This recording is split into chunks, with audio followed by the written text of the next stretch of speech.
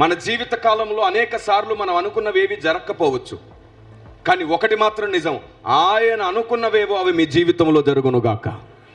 ఆమేన్. భక్తి జీవితం ముందు చూశారు, లాభపడ్డమే భక్తి అనే భ్రమలోంచి బయటికి రండి.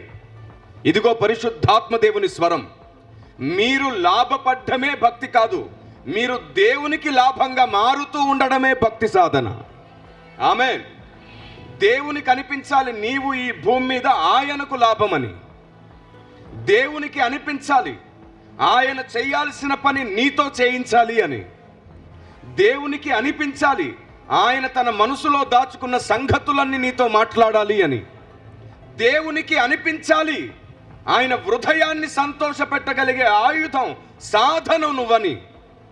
భక్తి సాధన అంటే అడుక్కున్నవి పొందడం కాదు, భక్తి సాధన అంటే దేవుడు అనుకున్నవి సాధించడం.